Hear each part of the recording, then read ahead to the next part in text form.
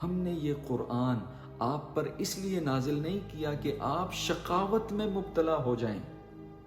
اور شقاوت سعادت کی ضد ہے، یعنی نا امید نہ ہو جائیں، پریشان نہ ہو جائیں، حزن میں مبتلا نہ ہو جائیں، بے جا تکلیف میں مبتلا نہ ہو جائیں،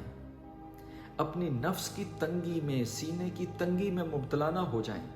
کفار و مشرکین جو آپ پر ایمان نہیں لا رہے تو ان کے ایمان نہ لانے کی وجہ سے اپنے دل کو تنگ نہ کر لیں، ذہنی تکلیف کا شکار نہ ہو جائیں، پریشان نہ ہو جائیں، شقاوت میں مبتلا نہ ہو جائیں۔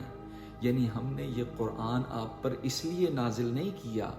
یہ خطاب بالخصوص آقا دو جہاں صلی اللہ علیہ وآلہ وسلم کو ہے کہ اے میرے پیارے محبوب صلی اللہ علیہ وآلہ وسلم، ہم نے یہ ذکر، یہ قرآن، اپنا کلام آپ پر اس لیے نازل نہیں کیا کہ آپ شقاوت میں مبتلا ہو جائیں، آپ نا امیدی اور مایوسی میں مبتلا ہو جائیں، آپ پریشان ہو جائیں، ان کفار و مشرکین کے ظلم و ستم سے گھبراہٹ کا شکار نہ ہو جائیں،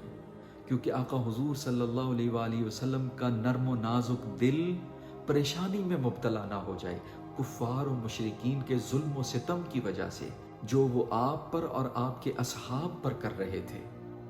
کہ میرے محبوب، آپ کا نرم و نازک دل جو پریشانی میں مبتلا ہے، ہم یہ قرآن آپ کے دل پر اس لیے نازل نہیں کر رہے کہ آپ نا امیدی، مایوسی اور پریشانی میں مبتلا ہو جائیں۔ تو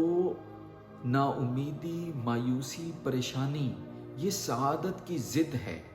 تو کولیکٹیولی ان تمام شریر وسوسوں کو جو سینے میں پیدا ہوتے ہیں، دل کا تنگ ہو جانا، پریشان ہو جانا، ذہنی اذیت کا شکار ہو جانا اور اپنے مقصد کو چھوڑ دینا،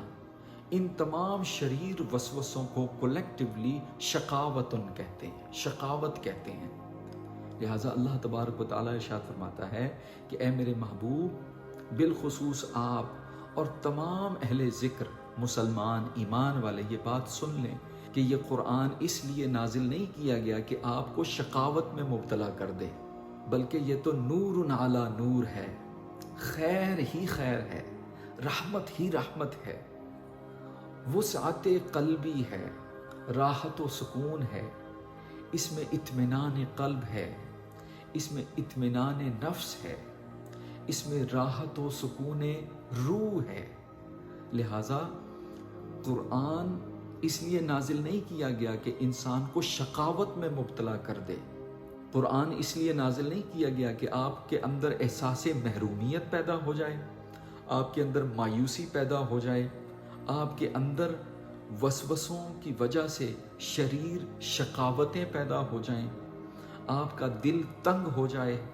آپ کا ذہن پریشان ہو جائے اور اپنے مقصود حقیقی کو بھول جائیں، جو آپ نے اپنے رب سے ملاقات کرنی ہے، اس مقصد کو نہ بھول جائیں جس مقصد کے لیے اللہ تبارک و تعالیٰ نے انسان کو تخلیق کیا ہے۔ وہ انسان کا ڈیوائن مشن کہ اس نے اپنے رب سے ملاقات کرنی ہے اور بہت جلد کرنی ہے، اس نے اپنے رب سے ملنا ہے، اپنے رب سے ملاقات کرنی ہے، اپنے رب کو دیکھنا ہے، اپنے رب کو سننا ہے،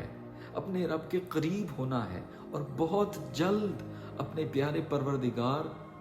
کی زیارت کرنی ہے، اللہ تبارک و تعالیٰ کو ان آنکھوں سے دیکھنا ہے۔